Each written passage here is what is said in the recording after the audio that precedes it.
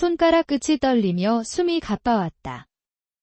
내 앞에 놓인 재혼 신고서를 바라보는데 가슴 한구석이 묘하게 설레었다. 69이라는 나이에 다시 누군가의 아내가 된다는 건 꿈에도 생각해보지 못했던 일이었으니까. 서류 위에 내 이름 박미숙을 또박또박 적으면서 문득 26에 처음 혼인신고를 했던 날이 떠올랐다. 그때는 앞날에 대한 기대와 설렘으로 가득했지만 지금은 그 감정 속에 불안과 두려움이 묘하게 뒤섞여 있었다. 괜찮으세요? 후회하시는 건 아니죠? 진우 씨의 나지막한 목소리에 고개를 들었다. 그분의 눈빛은 늘 그렇듯 따스했다. 잔주름이 깊게 패인 눈가가 웃을 때마다 반달처럼 휘어지는 모습이 참 정겹게 느껴졌다. 하지만 왜일까? 그 눈빛 깊숙한 곳에서 무언가 읽을 수 없는 감정이 스쳐 지나가는 것 같았다. 아마도 내가 너무 예민해진 걸까? 아니에요. 그냥 감격스러워서요. 내 대답에 진우 씨는 내 손을 부드럽게 잡아주었다. 그 손길이 얼마나 따뜻하던지. 22년 전 남편을 먼저 하늘나라로 보내고 두 아이를 혼자 키우며 살아온 긴 세월 동안 누군가의 따뜻한 손길이 얼마나 그리웠는지 그때서야 깨달았다. 날씨가 참 좋았다. 5월의 햇살이 구청 창문으로 쏟아져 들어오며 우리 앞에 놓인 서류를 환하게 비추고 있었다. 서류에 도장을 찍는 순간 내 인생의 새로운 장이 열리는 듯한 묘한 감각이 들었다. 기쁨인지 두려움인지 모를 감정에 가슴이 저렸다. 국가대표 선수들 식단을 책임지며 30년을 일했던 나는 퇴직 후 갑자기 찾아온 공허함의 몸서리를 쳤다.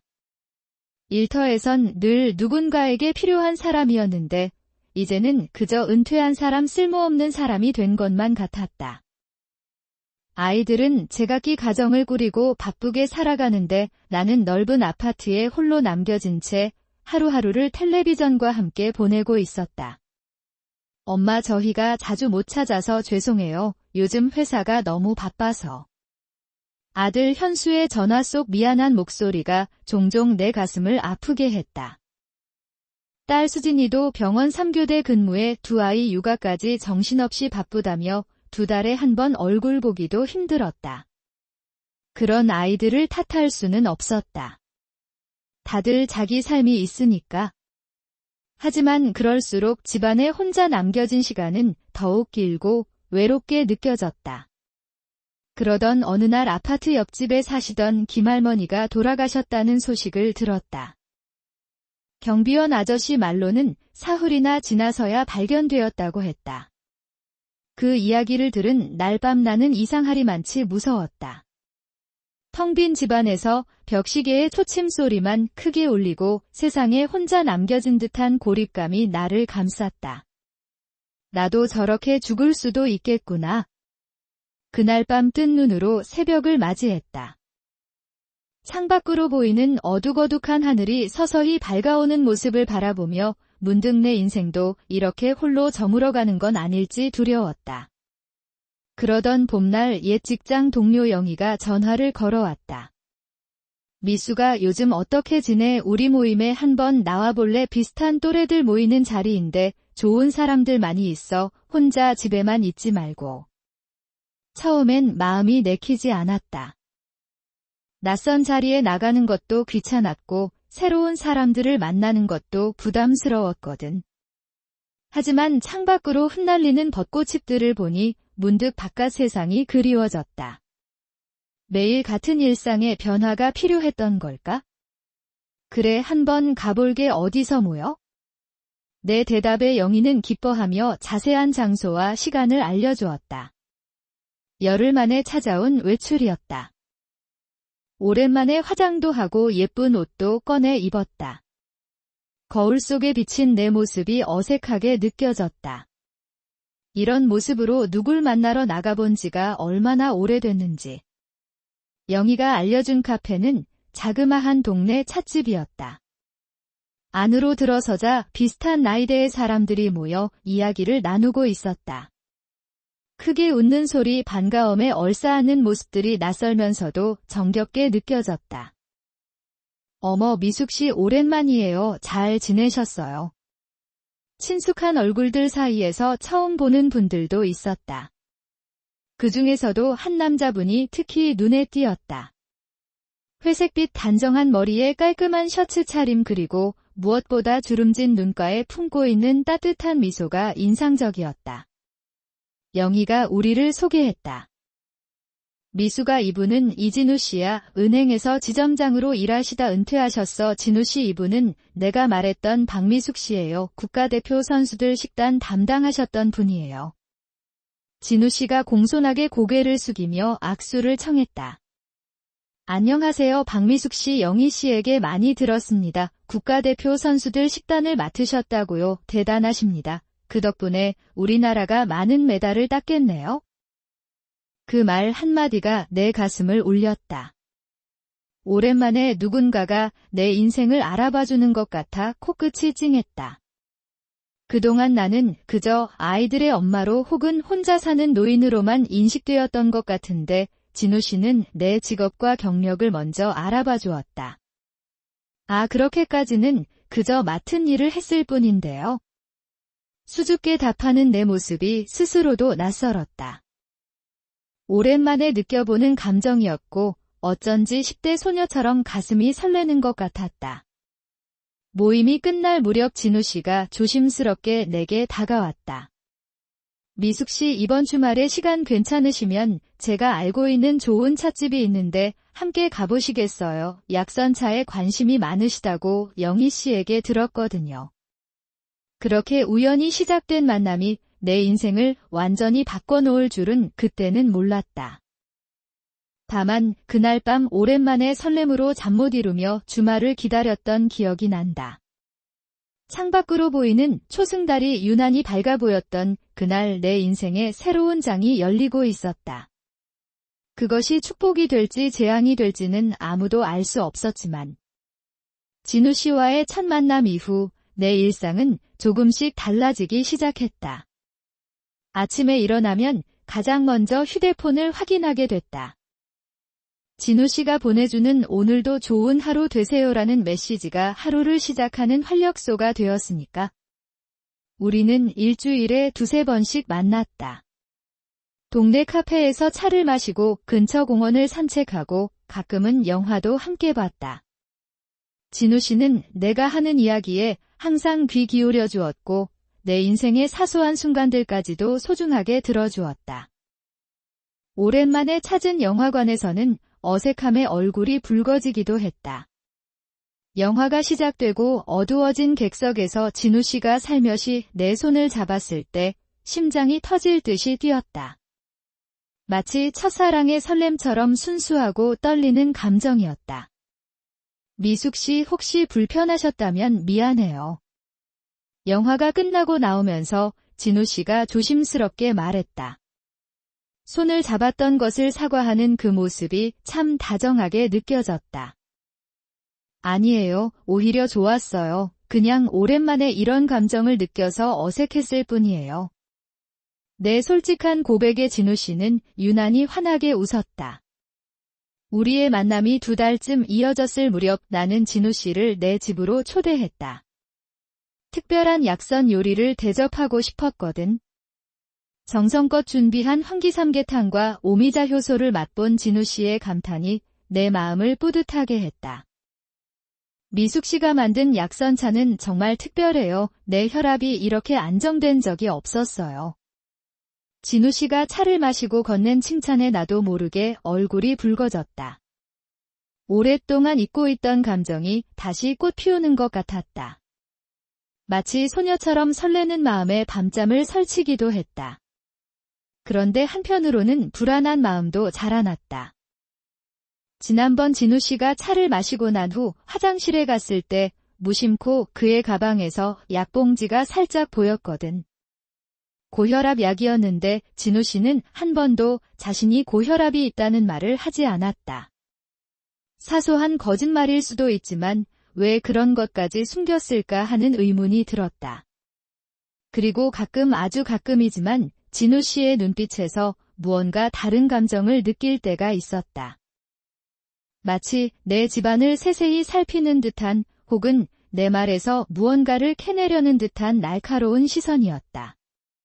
하지만 그런 순간은 금세 지나갔고 다시 그 따뜻한 미소로 돌아왔기에 내 착각이라고 생각했다. 딸 수진이에게 진우 씨 이야기를 처음 꺼냈을 때 그 아이의 표정이 굳어지는 걸 놓치지 않았다.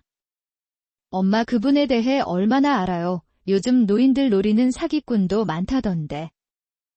딸의 걱정에 서운한 마음도 들었지만 한편으로는 이해가 됐다. 수진이도 내 나이든 어머니가 걱정되었겠지? 걱정 마, 엄마가 그래도 평생 사람 보며 살았는데 그 정도는 분별할 수 있어. 하지만 내심 나도 불안했다. 이런 행복이 정말 내게 찾아와도 되는 걸까? 사실 진우 씨를 처음 봤을 때 어디서 본 듯한 기시감이 있었다. 하지만 그건 아마도 오랜 세월 혼자 지내다 보니 누군가에게 의지하고 싶은 마음이 만들어낸 착각이라 생각했다. 어느 날 공원을 산책하다가 진우 씨가 갑자기 내 손을 잡더니 벤치에 앉자고 했다. 무언가 심각한 이야기가 있나 싶어 긴장했는데 그의 다음 말에 가슴이 쿵 내려앉았다. 미숙 씨, 사실 제가 예전에 결혼한 적이 있었어요. 말씀드리지 않아서 죄송해요. 순간 숨이 멎는 것 같았다. 진우 씨가 이혼했거나 재혼한다는 사실이 문제가 아니었다. 그동안 그런 중요한 이야기를 하지 않았다는 점이 마음에 걸렸다. 왜 그동안 말씀 안 하셨어요? 당신을 실망시키고 싶지 않았어요. 제 전 부인은 제가 은행 일로 바빠서 소홀했던 탓에 다른 사람을 만나 떠났거든요. 그 상처가 너무 커서 누구에게도 말하기 힘들었어요. 진우 씨의 눈에 맺힌 눈물을 보며 마음이 아팠다. 모든 이에게는 말하기 힘든 상처가 있는 법이니까. 그의 솔직한 고백에 오히려 더 믿음이 생겼다. 괜찮아요. 모든 이에겐 과거가 있는 거니까요. 저도 사실은 남편과의 관계가 완벽하지만은 않았어요. 그 사람도 좋은 사람이었지만 바깥 일에 열중하다 보니 가족에게 소홀했거든요.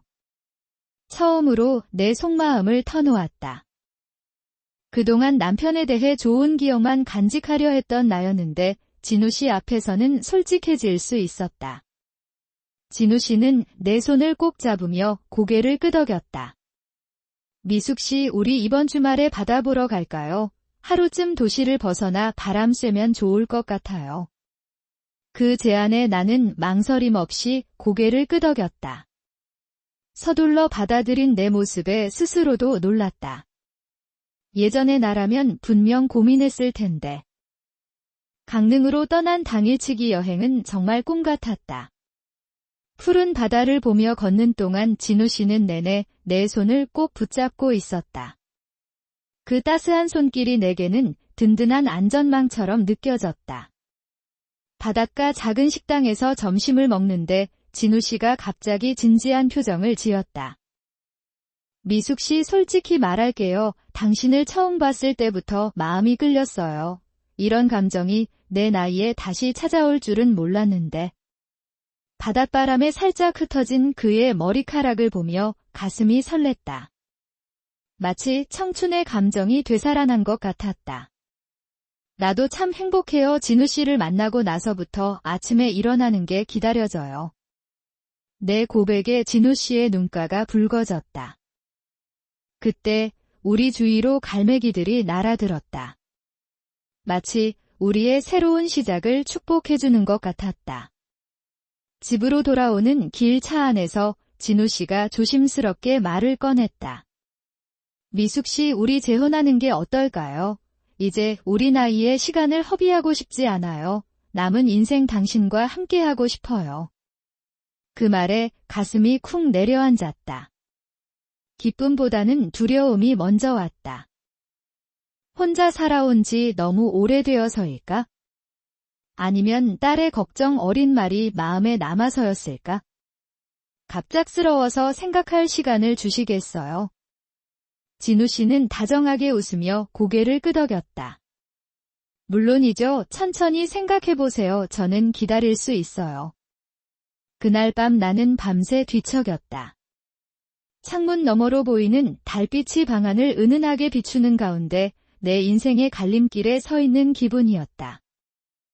한쪽에는 익숙한 외로움이, 다른 한쪽에는 불확실하지만 따뜻해 보이는 미래가 놓여 있었다. 아침이 밝아오자 결심했다. 인생의 황혼기에 찾아온 이 행복을 놓치고 싶지 않았다. 떨리는 손으로 진우 씨에게 전화를 걸었다. 진우 씨, 저 당신과 함께하고 싶어요. 전화기 너머 들려오는 그의 기쁜 목소리가 마음을 따뜻하게 해주었다. 그렇게 우리의 새로운 시작이 열렸다. 그때는 몰랐다. 이 결정이 내 인생을 어떻게 뒤바꿔 놓을지를. 우리의 혼인신고는 조용히 이루어졌다. 구청에서 간단한 서류 절차만 마치고 저녁에는 아이들과 함께 작은 식사 자리를 가졌다. 아들 현수는 진우 씨에게 계속 회사 이야기를 물었고 딸 수진이는 시종일관 경계하는 눈빛이었다. 어머니 혼인신고 전에 재산분할 약정서 같은 건 작성하셨어요. 수진이의 직설적인 질문에 식탁 분위기가 어색해졌다. 진우 씨는 그저 부드럽게 웃으며 대답했다. 걱정 마세요. 저는 당신 어머니를 진심으로 사랑합니다. 재산 같은 건 중요하지 않아요. 그 말에 수진이는 더 말을 잇지 못했다. 하지만 그날 밤 딸은 내게 따로 전화를 걸어왔다. 엄마 정말 괜찮은 거죠? 너무 성급하게 결정한 것 같아 걱정돼요. 괜찮아 딸, 엄마도 이제 행복할 자격이 있지 않니? 전화를 끊고 나니 괜히 마음이 무거웠다. 하지만 곁에서 잠든 진우 씨의 평온한 숨소리를 듣자 그 불안감이 조금씩 사라졌다. 그의 체온이 느껴지는 것만으로도 밤이 더 이상 춥고 외롭지 않았으니까? 결혼 초기의 일상은 꿈결 같았다. 아침에 일어나면 진우 씨는 이미 커피를 내리고 있었고 함께 아침 식사를 하는 시간이 하루 중 가장 행복한 순간이었다. 때론 내가 특별한 약선 요리를 해주면 진우 씨는 마치 보물을 발견한 것처럼 기뻐했다. 미숙 씨, 당신의 요리는 정말 약이에요. 내 혈압이 많이 안정된 것 같아요. 그런 말을 들으면 가슴이 뿌듯했다. 오랜만에 누군가를 위해 요리하는 기쁨, 누군가에게 필요한 사람이 된 행복감이 나를 채웠다. 하지만 그런 행복도 오래가지 않았다. 결혼한 지 열흘쯤 지났을까? 진우 씨의 태도가 미묘하게 변하기 시작했다. 처음에는 사소한 것들이었다. 내가 끓인 미역국이 싱겁다고 한숨을 쉰다거나 TV 소리가 너무 크다며 짜증을 내는 정도였다. 그런 모습이 낯설었지만 함께 살다 보면 그럴 수도 있다고 생각했다. 그러던 어느 날 진우 씨가 내 서랍을 뒤지고 있는 모습을 발견했다. 내가 시장에 잠깐 다녀온 사이에 일어난 일이었다. 진우 씨, 뭐 하세요? 내 목소리에 그가 화들짝 놀라며 돌아봤다. 아, 당신이었군요. 놀라네. 청소하다가 문득 통장을 어디 뒀는지 물어보려고 했는데 당신이 없어서. 그 말이 왜 이렇게 어색하게 들렸는지 모르겠다. 진우 씨의 눈빛이 평소와 달리 초조해 보였다. 통장이요? 왜 제 통장이 필요하셨어요? 아니, 그게 우리 이제 부부니까 서로 경제 상황도 알아야 하지 않을까 싶어서. 그 말에 가슴이 철렁 내려앉았다. 하지만 그날은 그냥 넘어갔다. 부부니까 서로 신뢰해야 한다고 스스로를 타일렀거든. 그래도 그날 밤 베개를 베고 누운 채 쉽게 잠들지 못했다. 진우 씨의 행동이 자꾸 마음에 걸렸다. 결혼 2주일째 되던 날 진우 씨는 외출했다가 늦게 돌아왔다. 저녁을 차려놓고 기다렸는데 술 냄새를 풍기며 들어온 그를 보고 놀랐다. 진우 씨는 술을 거의 마시지 않는다고 했거든. 어디 계셨어요? 연락도 없이 걱정했잖아요. 내 물음에 진우 씨는 처음으로 짜증을 냈다.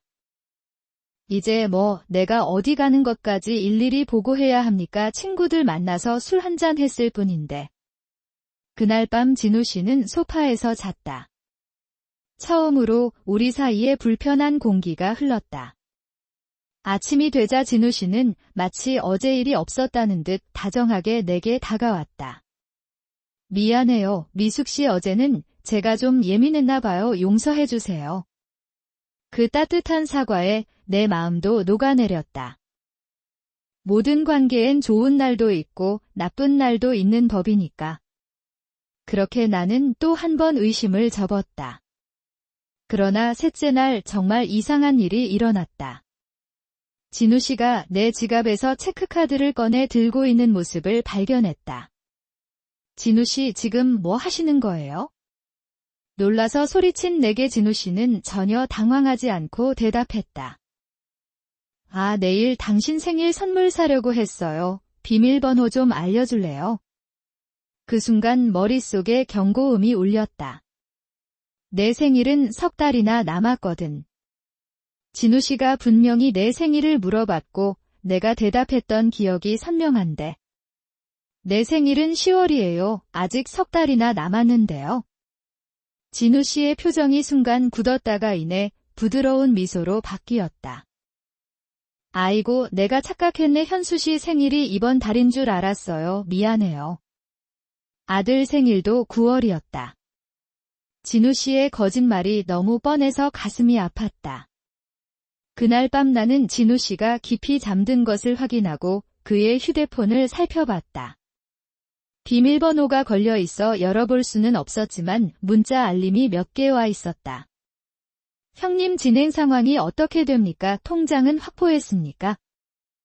그 문자를 읽는 순간 온몸에 식은땀이 흘렀다. 누구의 통장, 내 통장을 말하는 걸까? 진우 씨가 뒤척이는 소리에 얼른 휴대폰을 제자리에 놓았다. 다음날 진우 씨는 갑자기 제안했다. 미숙 씨, 우리 통장 정리 좀 할까요? 이제 부부니까 서로의 재산 상황을 알아야 하지 않을까 싶어서요. 심장이 빠르게 뛰었다. 그동안의 불안감이 한꺼번에 몰려왔다. 하지만 여전히 확신할 수 없었다.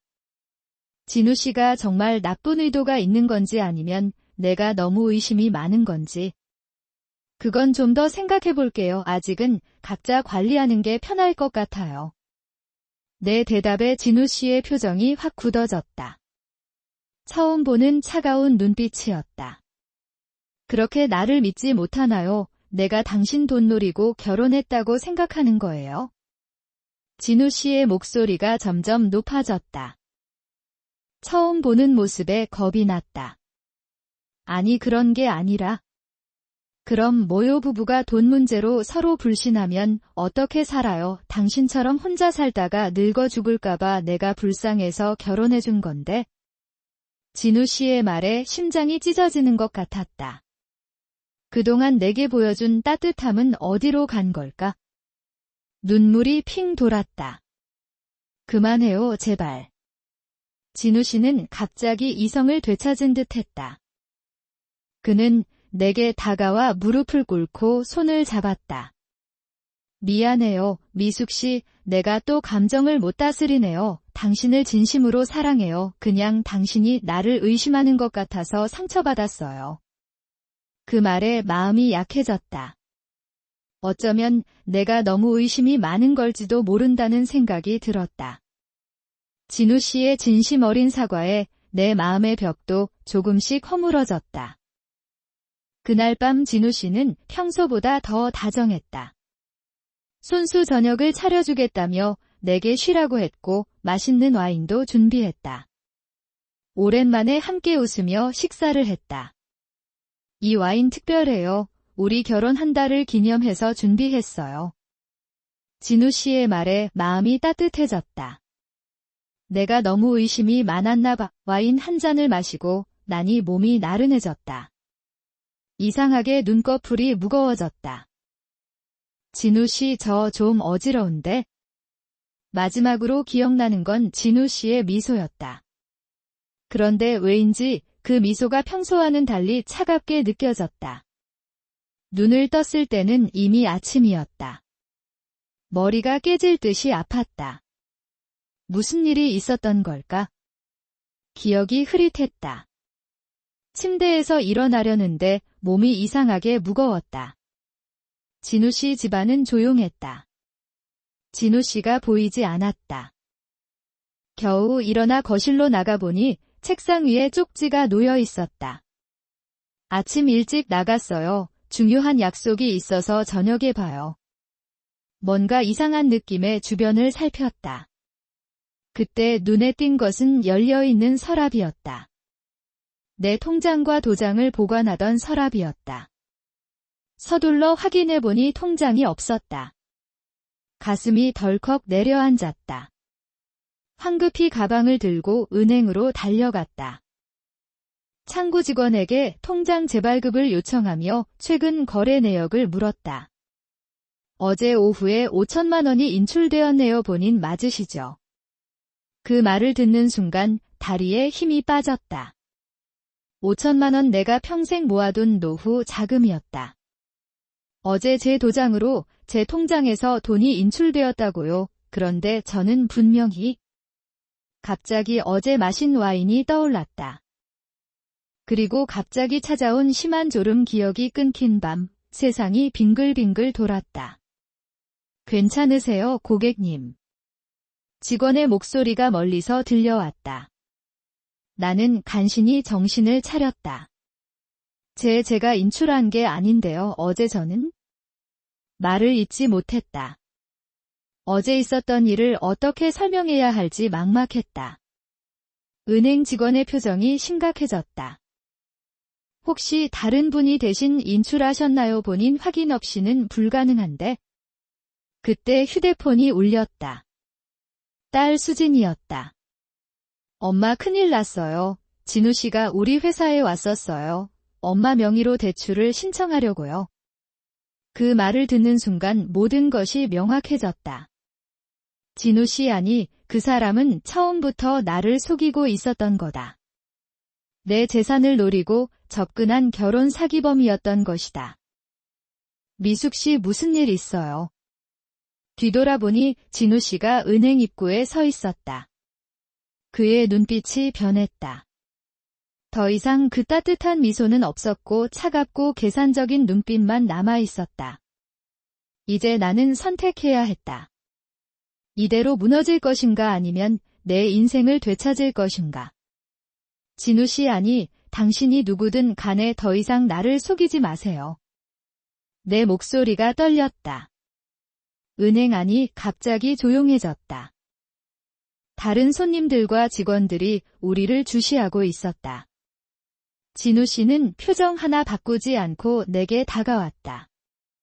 여전히 그 다정한 미소를 짓고 있었지만 이제 나는 그 가면 뒤에 숨겨진 냉혹함을 볼 수 있었다. 무슨 소리예요, 여보? 당신이 어제 몸이 안 좋아서 내가 돈 좀 찾으러 왔다 갔잖아요. 기억 안 나요? 진우 씨가 은행 직원을 향해 쓸쓸하게 웃었다. 아내가 요즘 기억력이 많이 떨어져서 걱정이에요. 그 말에 직원의 표정이 동정 어린 눈빛으로 바뀌었다. 노인의 치매 증상으로 생각하는 걸까? 가슴이 무너져 내렸다. 거짓말 마세요. 당신은 어제 내게 약을 탔어요. 그리고 내 도장과 통장을 훔쳤어요. 내 외침에 은행 안이 순식간에 조용해졌다. 진우 씨의 표정이 굳어졌다. 진정해요, 여보. 집에 가서 얘기해요. 당신 상태가 지금. 진우 씨가 내 팔을 잡으려 했지만 나는 뿌리쳤다. 저 사람이 내 재산을 노리고 결혼한 사기꾼이에요. 어제 내 통장에서 5천만 원을 무단으로 인출했어요. 그때 은행 매니저가 다가왔다. 잠시 사무실로 오시겠어요? 이 문제를 조용히 해결해 봅시다. 매니저의 사무실에서 나는 모든 상황을 설명했다. 진우 씨를 만난 경위, 급작스러운 결혼, 그리고 어제 있었던 일까지. 진우 씨는 계속 부인했지만 은행 CCTV를 확인해보자 진실이 드러났다. 어제 오후 내가 아닌 진우 씨가 내 통장과 도장으로 돈을 인출한 장면이 선명했다. 이건 명백한 사기죠. 경찰에 신고하시는 게 좋겠습니다. 매니저의 말에 진우 씨의 얼굴이 창백해졌다. 그는 갑자기 뛰쳐나가려 했지만 미리 연락을 받은 경비원들이 그를 막아섰다. 그날 오후 경찰서에서 나는 모든 진술을 마쳤다. 딸 수진이가 달려와 내 손을 꼭 잡아주었다. 엄마 괜찮으세요? 정말 죄송해요. 더 일찍 알아차렸어야 했는데. 수진이의 눈에는 눈물이 고여 있었다. 나도 울컥했다. 괜찮아 딸 엄마가 너무 쉽게 속았어. 경찰 조사 결과 진우 씨 아니 그의 진짜 이름은 김동수였다. 그는 전국적으로 노인들을 대상으로 한 결혼 사기를 저지른 전과자였다. 특히 홀로 사는 여성 노인들을 표적으로 삼았다고 한다. 더 충격적인 사실은 내가 처음 진우 씨를 소개받은 자리에서 만났던 내 옛 동료 영희도 그의 공범이었다는 거다. 그들은 철저하게 나를 조사하고 접근했던 것이다. 국가대표 선수들의 식단을 담당했던 나의 과거 직업 약선 요리에 대한 관심 심지어 외로움까지 모든 것이 그들의 계략이었다. 그날 밤 집에 돌아와 나는 텅 빈 침대에 혼자 누웠다. 갑자기 밀려오는 허무함과 수치심에 한참을 울었다. 이렇게 쉽게 속을 수 있다니? 내가 그토록 그리워했던 따뜻함, 누군가의 관심, 사랑이라는 것이 모두 거짓이었다는 현실이 견디기 힘들었다. 창밖으로 보이는 밤하늘의 별들이 유난히 차갑게 느껴졌다. 예전엔 누군가와 함께 바라보고 싶었던 별들인데 이제는 그 빛조차 외롭게만 느껴졌다. 다음 날 아침 수진이가 아침을 들고 찾아왔다. 아들 현수도 서울에서 급히 내려왔다. 엄마 이제 우리가 더 자주 찾아올게요. 너무 혼자 계시게 해서 죄송해요. 현수의 말에 가슴이 따뜻해졌다. 아이들은 정성껏 아침을 차려주고 집안 청소도 도와주었다. 오랜만에 집안에 웃음소리가 가득했다. 일주일 후 경찰에서 연락이 왔다. 진우 씨 아니 김동수는 구속되었고 내 통장에서 인출된 돈도 대부분 회수할 수 있을 것 같다고 했다. 다행히 빠르게 조치를 취한 덕분에 큰 피해는 막을 수 있었다. 하지만 마음의 상처는 쉽게 아물지 않았다. 밤마다 악몽에 시달렸고 누군가 초인종을 누르면 가슴이 두근거렸다. 한 번 무너진 신뢰는 회복하기가 참 어려웠다. 수진이의 제안으로 나는 노인 사기 피해 지원센터라는 곳에 상담을 받으러 가게 되었다. 그곳에서 나와 비슷한 경험을 한 여러 노인분들을 만났다. 나만 당한 일이 아니라는 사실에 조금은 위안이 되었다. 박미숙님 자책하지 마세요. 이런 사기꾼들은 매우 교묘하게 접근합니다. 특히 외로움을 느끼는 분들을 노리죠. 상담사의 말씀이 위로가 되었다. 그리고 센터에서 만난 정옥자 할머니의 이야기는 내게 큰 힘이 되었다. 저도 작년에 비슷한 일을 당했어요. 처음엔 정말 세상이 다 무너진 것 같았지만 하지만 이제는 알아요. 나 자신을 더 소중히 여기는 법을요. 옥자 할머니의 말씀에 고개를 끄덕였다. 그렇게 상담을 받고 비슷한 경험을 가진 분들과 이야기를 나누면서 조금씩 마음의 상처가 아물기 시작했다. 석 달 후 나는 다시 일상으로 돌아갔다. 아이들은 약속대로 더 자주 찾아왔고 나도 약선 요리 강좌를 듣기 시작했다. 오랜만에 내 재능을 살릴 수 있는 기회였다.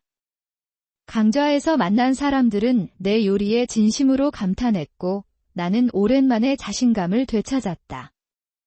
누군가에게 필요한 사람이라는 느낌, 내 지식과 경험이 가치 있다는 느낌이 소중했다. 어느 날 동네 복지관에서 노인들을 위한 약선 요리 강사를 모집한다는 공고를 보았다. 망설임 끝에 지원서를 냈다. 평생 쌓아온 나의 지식을 나누고 싶었다. 박미숙 선생님 정말 좋은 강의였어요. 덕분에 건강한 음식을 만드는 법을 알게 되었네요. 첫 수업을 마치고 들은 수강생의 말에 가슴이 뿌듯했다. 이제 나는 누군가의 아내가 아닌 박미숙 선생님으로 새로운 삶을 시작했다. 밤에 혼자 있을 때면 여전히 가끔 외롭고 쓸쓸할 때가 있다. 하지만 이제는 그 외로움이 나를 잘못된 선택으로 이끌지 않는다. 외로움을 견디는 법을 배웠고 혼자서도 충분히 가치 있는 삶을 살 수 있다는 것을 깨달았다.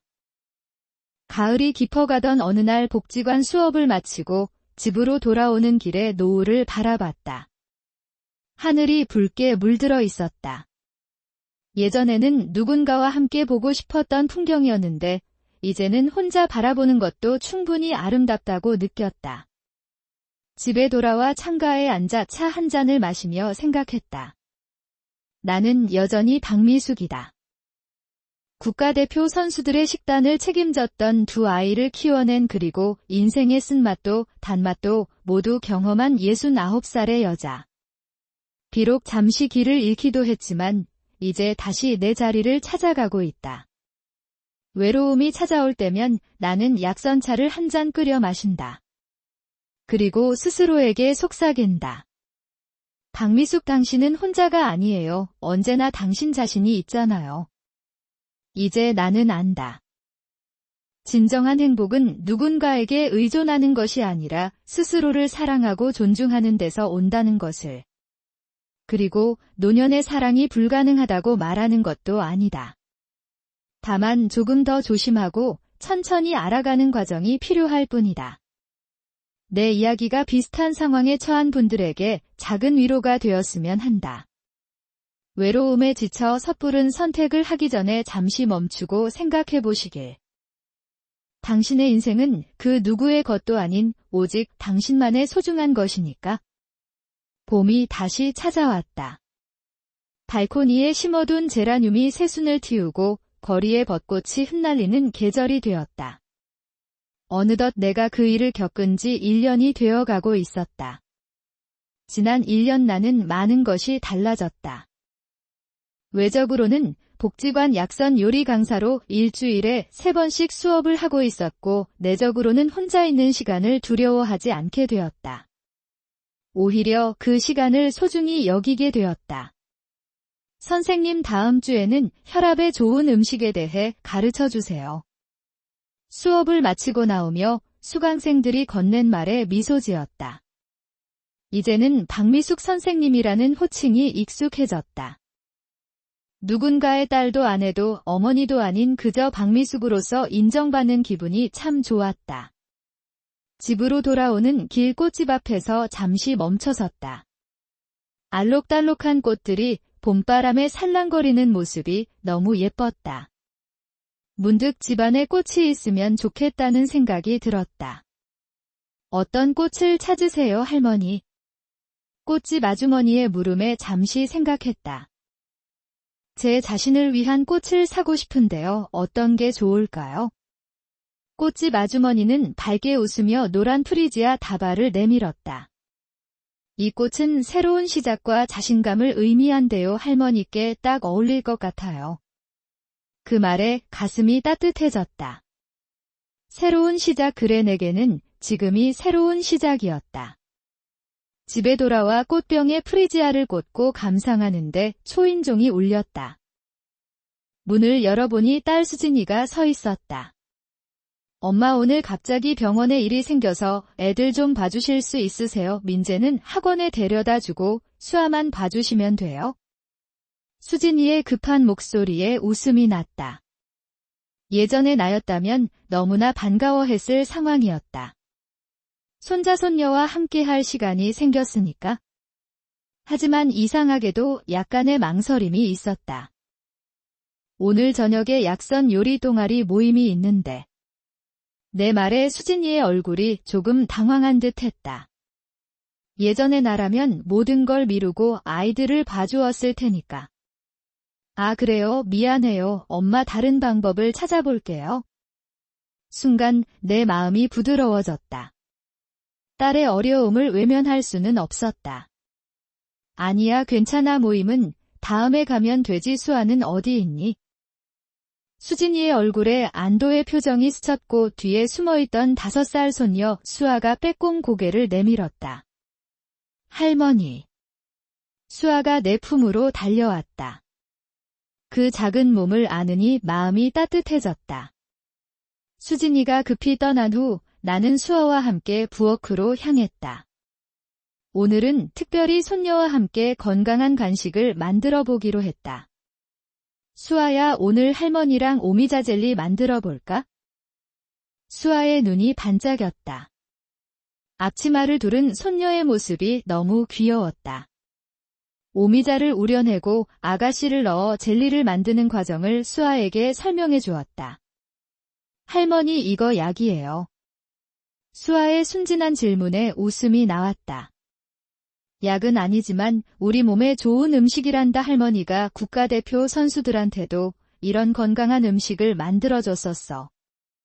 우와, 할머니가 국가대표 요리사였어요. 수아의 놀란 표정이 너무 귀여워서 한참을 웃었다. 수진이도 현수도 내 직업에 별 관심이 없었는데 이렇게 손녀가 관심을 보이니 가슴이 뭉클했다. 젤리를 냉장고에 넣어두고 수아와 거실에서 그림책을 읽고 있을 때 전화가 울렸다. 보니 동아리 회장님이셨다. 미숙 씨, 오늘 모임 안 오세요? 다들 기다리고 있어요. 죄송해요. 오늘은 손녀를 봐야 해서요. 아, 그래요? 손녀분이랑 같이 오시면 어떨까요? 오늘 우리가 만드는 건 아이들도 좋아할 만한 약선 간식이에요. 잠시 생각했다. 예전에는 집안일과 내 개인 생활을 완전히 분리해서 생각했는데 이제는 두 가지를 함께 할 수도 있겠다는 생각이 들었다. 수아야, 할머니 친구들 만나러 같이 갈래? 맛있는 것도 만들 수 있어? 수아가 환하게 웃으며 고개를 끄덕였다. 그렇게 우리는 함께 동아리 모임에 가게 되었다. 모임 장소에 도착하니 회원들이 반갑게 맞아주었다. 특히 수아를 보고 다들 귀여워했다. 어머, 손녀가 이렇게 예쁘네요. 할머니 닮았나 봐요. 그 말에 괜히 가슴이 뿌듯했다. 수아는 처음에는 낯을 가리더니 금세 적응해서 모두와 친해졌다. 나는 손녀와 함께 약선 대추 쿠키를 만들면서 행복을 느꼈다. 모임이 끝나고 집으로 돌아오는 길 수아가 내 손을 꼭 잡고 물었다. 할머니 친구들 정말 많네요. 할머니는 외롭지 않아요. 그 질문에 잠시 생각했다.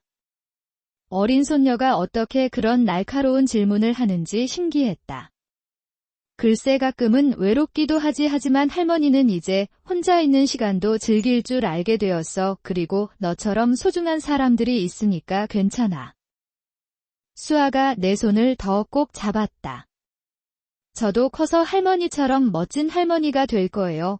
혼자서도 씩씩하게 살 수 있는? 그 말에 눈이 뜨거워졌다. 아이의 눈에 비친 내 모습이 그렇게 멋져 보였다니 가슴이 벅차 올랐다.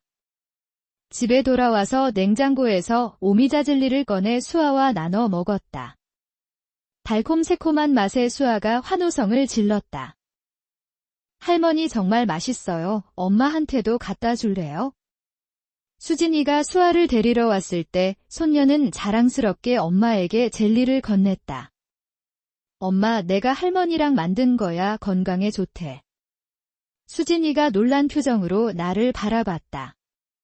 엄마, 수아랑 이걸 다 만드셨어요. 그리고 동아리 모임에도 갔다 오셨다고요. 내가 웃으며 고개를 끄덕였다. 우리 수아가 참 똑똑해서 많이 도와줬어. 그리고 동아리 분들도 수아를 무척 좋아하시더라. 수진이의 눈에 뭔가 달라진 감정이 스쳤다. 존경 아니면 새로운 이해. 딸이 나를 다시 보는 것 같은 느낌이었다. 엄마 정말 달라지셨네요. 예전에는 항상 우리만 생각하시더니. 수진이의 말에 부드럽게 웃었다. 사람은 변하는 거야. 나도 이제 나만의 시간과 공간이 필요하다는 걸 알게 돼서 그렇다고 너희를 덜 사랑하는 건 아니야. 수진이가 내 손을 꼭 잡았다. 오히려 더 존경스러워요. 엄마, 이제야 엄마가 박미숙이라는 한 사람으로 살아가는 것 같아서요.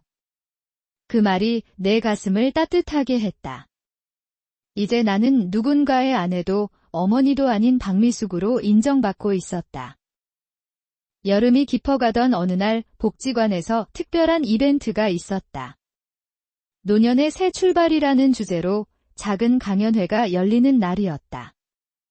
나는 이제 복지관의 중요한 강사가 되어 있었고 그날 짧게 내 경험담을 나누어 달라는 부탁을 받았다.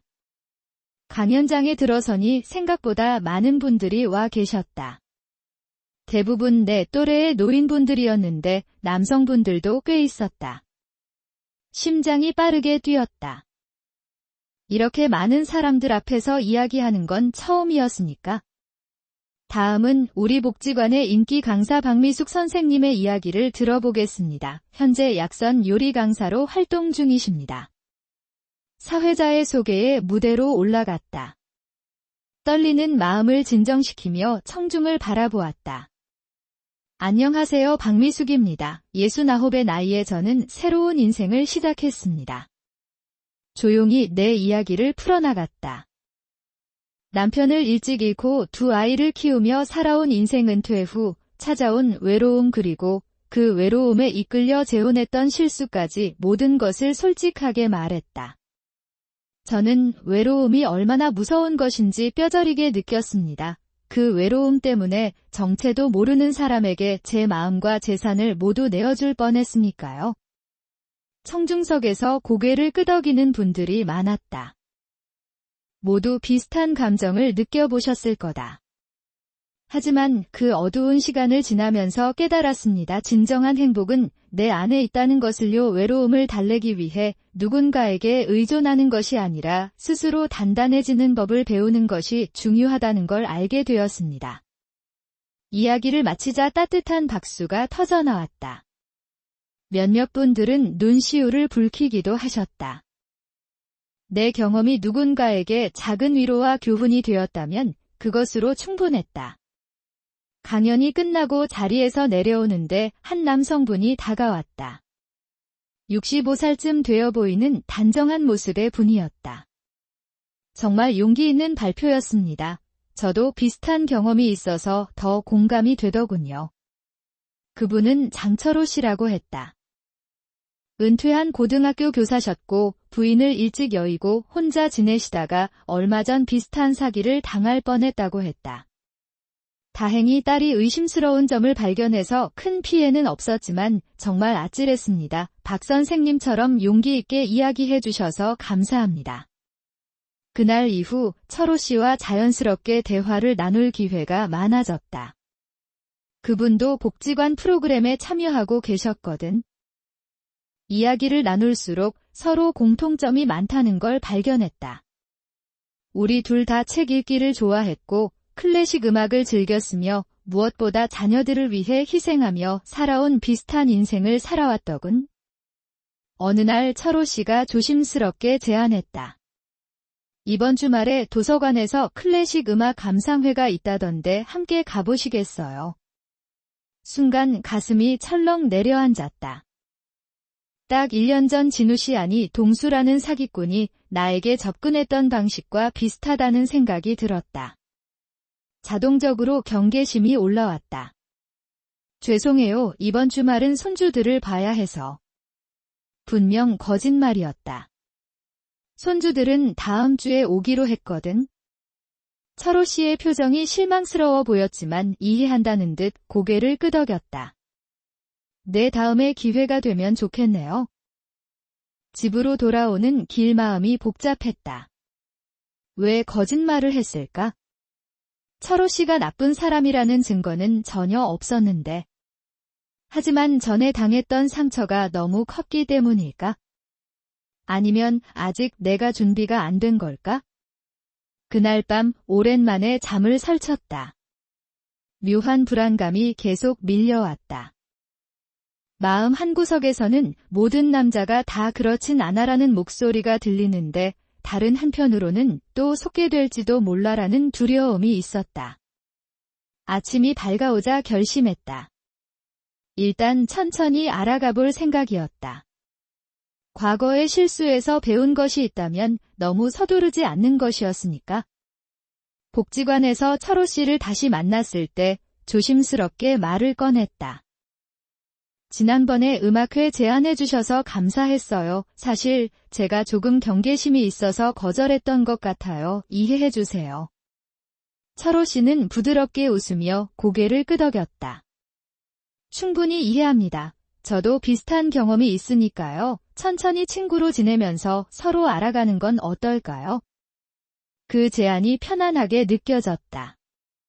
친구 그것부터 시작하는 건 괜찮을 것 같았다. 그렇게 일주일에 한두 번씩 복지관에서 만나 이야기를 나누었다.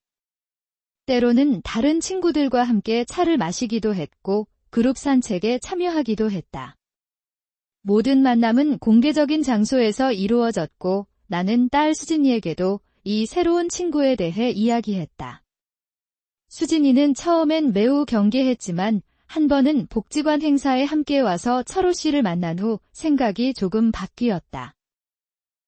이번에는 좀 다른 것 같기는 해요. 하지만 엄마 그래도 조심하세요. 수진이의 말에 웃으며 고개를 끄덕였다. 걱정 마, 엄마는 이제 쉽게 마음을 열지 않아. 그리고 내 통장은 이제 너와 공동 명의로 되어 있잖아. 별일 없을 거야. 진우 씨 사건 이후 나는 재산 관리에 더 신경을 쓰게 되었다. 수진이와 함께 재산 관리 방법을 배우고 중요한 통장은 공동 명의로 바꾸었다. 이제는 누군가 접근한다 해도 쉽게 내 재산을 빼앗길 일은 없을 거라는 안도감이 있었다. 석 달이 지나고 철호 씨와의 관계는 조금씩 편안한 우정으로 발전했다. 서로의 과거와 현재 가족 이야기를 나누며 진솔한 대화를 이어갔다. 철호 씨는 한 번도 내 재산이나 개인적인 정보에 관심을 보이지 않았고 오히려 내가 새로운 도전을 하는 것을 응원해 주었다. 미숙 씨 약선 요리책을 내보는 건 어떨까요? 선생님의 지식이 책으로 나온다면 많은 사람들에게 도움이 될 것 같은데요. 그 제안이 마음에 와닿았다. 사실 혼자서는 엄두도 못 냈을 일이었는데 누군가 그렇게 격려해주니 용기가 생겼다. 철호 씨의 도움으로 출판사에 문의해보았고 놀랍게도 관심을 보여주었다. 국가대표팀 영양사 출신이라는 점과 노년층을 위한 건강식 레시피라는 콘셉트가 매력적이라고 했다. 그렇게 나는 70을 앞두고 처음으로 책을 쓰기 시작했다. 매일 아침 레시피를 정리하고 사진을 찍고 그동안의 경험을 글로 옮기는 작업은 쉽지 않았지만 너무나 보람찼다.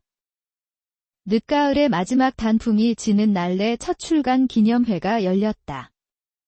박미숙의 건강한 약선 요리라는 제목의 요리책이었다.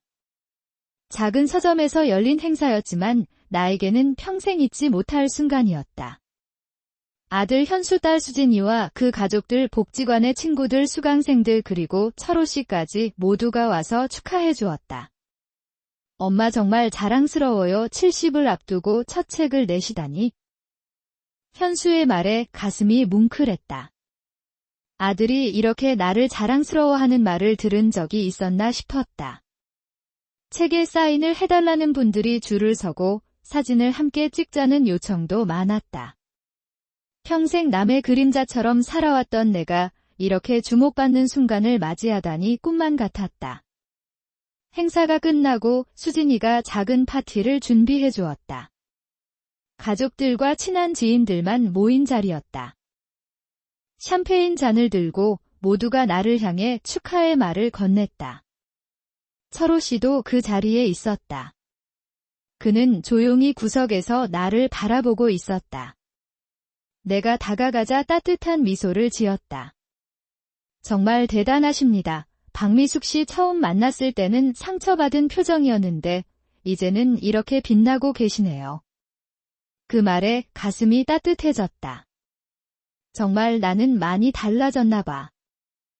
이제는 더 이상 외로움에 취약한 노인이 아닌 자신의 가치를 알고 당당하게 살아가는 한 사람이 되었으니까. 모두 주변 분들 덕분이에요. 특히 철호 씨 항상 응원해 주셔서 감사해요. 철호 씨가 부드럽게 웃었다. 이건 순전히 미숙 씨의 노력과 재능 덕분입니다. 저는 그저 옆에서 지켜본 것뿐이에요. 그때 수진이가 다가와 살짝 귓속말을 했다. 엄마, 철호 선생님 괜찮은 것 같아요. 저한테 엄마 자랑만 한참 하시더라고요. 그 말에 웃음이 나왔다. 딸의 인정을 받기가 이렇게 어려웠나 싶었다. 파티가 끝나갈 무렵 철호 씨가 조심스럽게 제안했다. 이제 책도 출간하셨으니 조금 휴식이 필요하지 않을까요? 이번 주말에 속초로 당일치기 여행 어떨까 싶은데 물론 복지관 친구들과 함께요. 예전 같았으면 바로 경계했을 상황이었지만 이번에는 달랐다.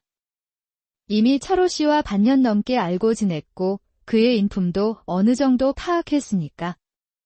무엇보다 그룹으로 가는 여행이라 더 안심이 되었다. 좋아요, 받아보러 가요.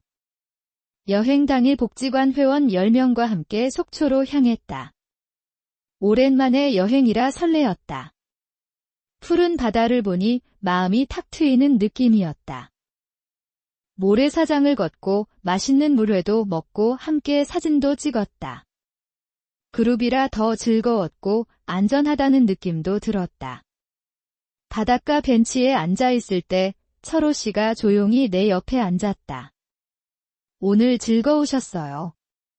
내가 웃으며 고개를 끄덕였다. 네, 정말 오랜만에 이렇게 마음 편하게 여행을 즐겼어요. 철호 씨가 잠시 바다를 바라보더니 조심스럽게 말을 이었다. 미숙 씨, 솔직히 말씀드리자면 저는 미숙 씨에게 호감이 있습니다. 하지만 서두르고 싶지는 않아요. 서로를 충분히 알아가면서 천천히 관계를 발전시켜 나갔으면 합니다. 어떻게 생각하세요? 그 말에 심장이 빠르게 뛰었다. 예전의 실수가 떠올랐지만 동시에 지난 반년간 철호 씨와 쌓아온 신뢰도 생각났다. 그는 한 번도 내게 무리한 요구를 하지 않았고 항상 내 의견을 존중해 주었다. 저도 철호 씨에게 좋은 감정이 있어요. 하지만 솔직히 아직은 조금 두려워요. 예전에 큰 상처를 받았기 때문에. 철호 씨는 이해한다는 듯 고개를 끄덕였다. 충분히 이해합니다. 우리 그냥 지금처럼 좋은 친구로 지내다가 자연스럽게 마음이 열리면 그때 다시 이야기해요. 서두를 필요 없잖아요. 우리는. 그 말에 안도감이 밀려왔다. 이런 사람이었다면 좋았을 텐데. 하지만 지금이라도 만나게 되어 다행이라는 생각이 들었다. 집으로 돌아오는 버스 안에서 창밖 풍경을 바라보며 생각했다. 인생은 참 예측할 수 없는 것이다. 1년 전만 해도 나는 외로움에 취약한 노인이었고 사기꾼에게 속아 모든 것을 잃을 뻔했다.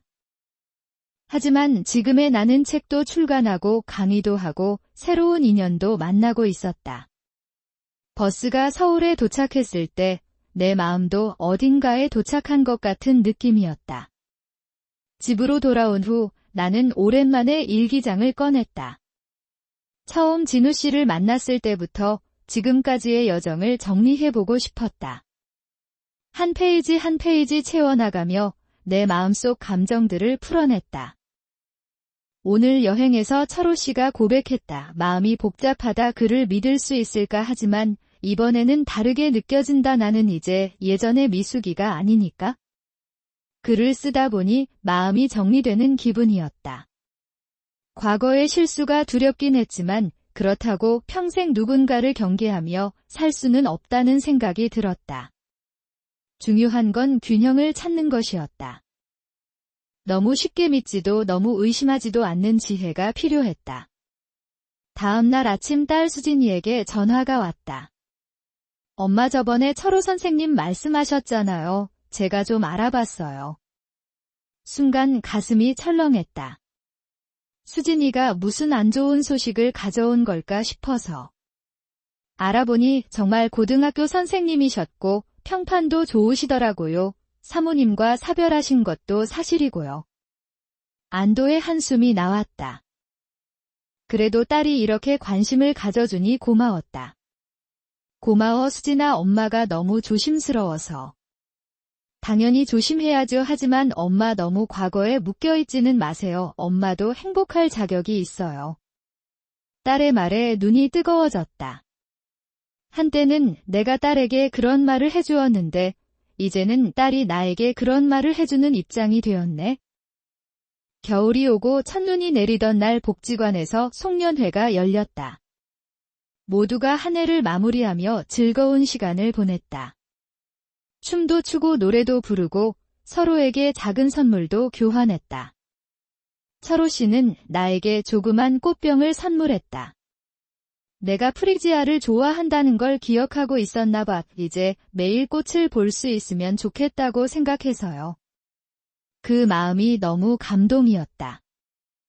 송년회가 끝나고 함께 걸어 나오며 철호 씨가 조심스럽게 물었다. 새해에는 어떤 계획이 있으세요? 잠시 생각했다. 내년에는 무엇을 하고 싶을까? 두 번째 책을 준비해 보려고요. 이번에는 노년의 건강과 마음 관리에 대한 내용을요. 그리고 좋은 사람들과 더 많은 시간을 보내고 싶어요. 철호 씨가 눈을 반짝이며 웃었다. 그 좋은 사람들 중에 저도 포함되면 좋겠네요. 눈이 내리는 거리를 걷는데 차가운 공기에도 마음은 따뜻했다. 이제 나는 과거의 상처에서 벗어나 새로운 시작을 할 준비가 된 것 같았다. 새해 첫날 함께 해돋이 보러 갈까요? 강화도에 좋은 곳이 있어요. 철호 씨의 제안에 고개를 끄덕였다. 새로운 해, 새로운 시작을 함께 맞이하는 것도 나쁘지 않을 것 같았다. 1년 전 내가 진우 씨와 혼인신고를 했던 그날의 기억이 떠올랐다. 그때의 나는 외로움에 취약했고 누군가에게 의지하고 싶은 마음뿐이었다. 하지만 지금의 나는 달랐다. 더 이상 외로움에 쉽게 흔들리지 않는 단단한 사람이 되었고 무엇보다 스스로를 사랑하는 법을 배웠다. 철호 씨와의 관계가 어떻게 발전할지는 아직 모르겠다. 어쩌면 평생 좋은 친구로 남을 수도 혹은 그 이상이 될 수도 있겠지. 하지만 중요한 건 이제 나는 누구의 아내나 어머니가 아닌 박미숙으로서 당당하게 살아가고 있다는 사실이다. 눈이 소복이 쌓인 길을 걸으며 생각했다. 인생은 눈길과 같아서 때로는 미끄러지고 넘어질 수 있지만 그 위에 남겨진 발자국은 우리가 걸어온 증거가 된다. 나는 이제 내 발자국을 당당히 남기며 앞으로 나아갈 것이다. 철호 씨가 내 손을 살짝 잡았다. 차가운 겨울바람에도 그 손은 따뜻했다. 이번에는 성급하게 마음을 열지 않을 것이다. 천천히 가지만 진심으로 서로를 알아가는 시간을 가질 거다. 집에 돌아와 창문 밖을 바라보니 눈이 더 많이 내리고 있었다. 마치 지난날의 상처를 덮어주는 것 같았다. 내년이면 나는 70이 된다. 많은 사람들이 이 나이를 인생의 끝자락으로 생각하지만 나에게는 새로운 시작일 뿐이다. 69에 재혼했다가 모든 것을 잃을 뻔한 위기가 있었지만 그 경험이 오히려 나를 더 강하게 만들었다. 이제 나는 안다. 노년의 사랑이 불가능한 것은 아니지만 그것은 외로움을 달래기 위한 도구가 되어서는 안 된다는 것을. 진정한 사랑은 서로를 알아가는 충분한 시간과 존중 그리고 무엇보다 자신에 대한 사랑에서 시작된다는 것을 나는 이제야 깨달았다. 나의 이야기가 비슷한 상황에 처한 분들에게 작은 위로와 교훈이 되기를 바란다. 외로움은 누구에게나 찾아오지만 그것에 휩쓸리지 않고 스스로의 가치를 찾아가는 용기가 필요하다. 지금 이 순간에도 누군가는 나와 같은 선택의 기로에 서 있을지 모른다. 그분들에게 말씀드리고 싶다. 서두르지 마세요. 진정한 인연은 천천히 찾아옵니다. 그리고 기억하세요.